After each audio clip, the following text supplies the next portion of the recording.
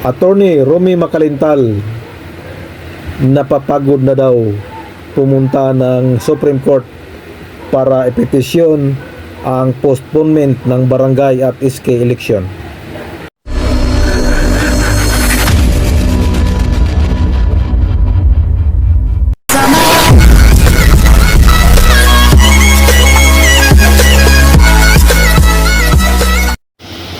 Hello, isang mapagpalang gabi sa ating lahat mga kapobre.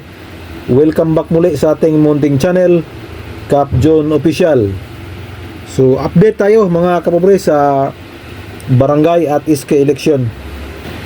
Isang batikang election lawyer na si Attorney Romy Macalintal umalma sa planong pagpospone na naman sa barangay at SK election. Alinsunod to sa lumalabas na balita na si Senador Amy Marcos ay nagpasa na po ng isang bill sa Senado, at ito po ay ang pagpospone sa November 2, 2026 barangay at SK election, at ilipat ito sa susunod na taon, Oktubre 2027 daw ang nakasaad sa Senate bill na pinasa ni Senador Marcos. So umalma po si Attorney Macalintal at nagpahayag ng pagkadismaya at nawala na daw siya ng gana para pumunta pa ng Supreme Court dahil hindi na niya alam kung ano ang magiging desisyon ng Supreme Court dahil pabago-bago daw ito. At dagdag pa ni Atty. Mac, nagtampo na daw siya dahil wala man daw suporta sa kahit anumang organisasyon para suportahan ang kanyang mga balakin na ipetisyon ang anumang mga postponement sa barangay at SK election, dahil ito po ay isang pagyurak sa karapatan ng ating mga mamamayan. So panoorin natin tong interview kay Attorney Romy Macalintal. Here we go. Barangay at SK elections ay actually postponement na nung una pa? Yes, so yan ay postponement noon, dapat ay December 2025. Dapat yan ay yun ang na-postpone na halalan. Na ngayon ay gusto na naman silang i-postpone. Sinasabi ko na nga nung challenge ko yung postponement na yan, sinabi ko sa ating Korte Suprema na yan ay hindi na pag-aralan, ay postponement. Kasi ako, November 2, yan ay napakasagradong araw para sa ating lahat. Ngayon, nabasa ko na ginagamit kayong dahilan yan na sinasabi lang na kasi November 2, yan ay araw ng mga kaluluwa. Kaya dapat ginagalang natin yan. Yan ang sinasabi ngayon ni Senator Amy Marcos.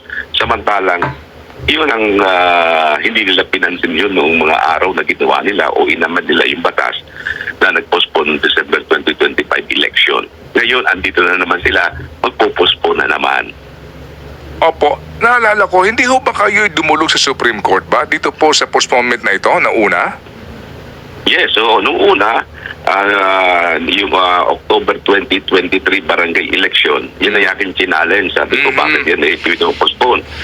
Ang sabi ng Korte Suprema, tama si Atty. Macalintal, hindi dapat ma-postpone yan kasi wala namang dahilan. At saka, hindi po pwede yung realignment ng pondo.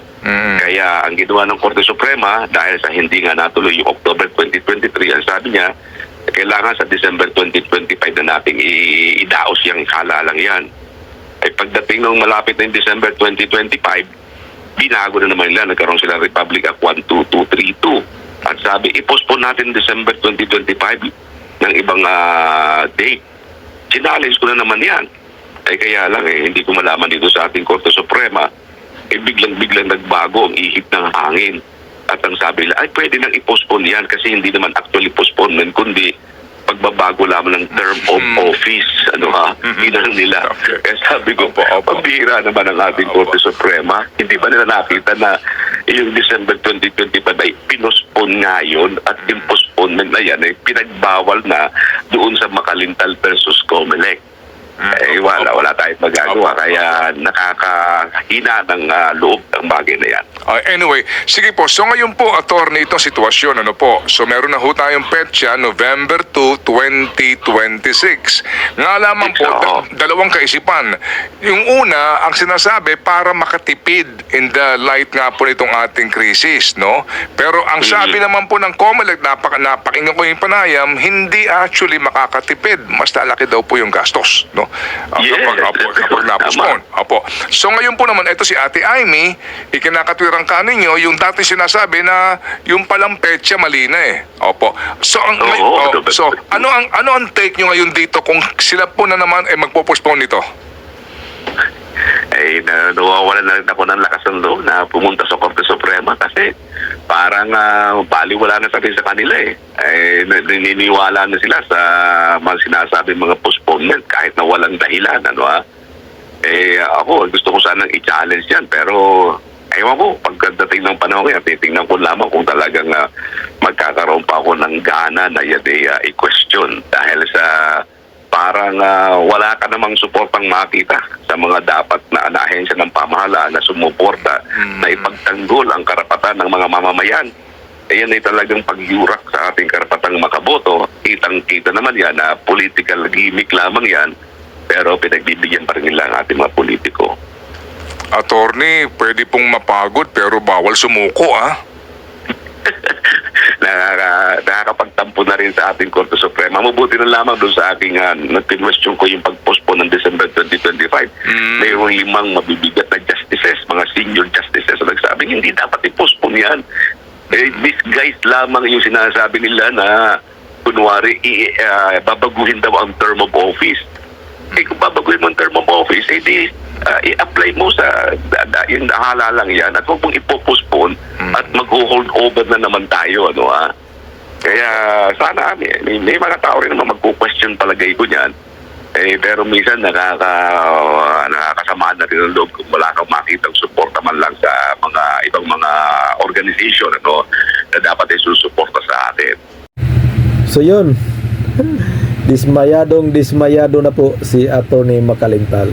Minsan na po siyang nanalo at na-declare na unconstitutional ang pag-postpone sa halalan noong 2023 at nawala ng gana si Atty. Mac dahil pinospone na naman noong 2025 at hindi na po siya kinatigan ng Korte Suprema.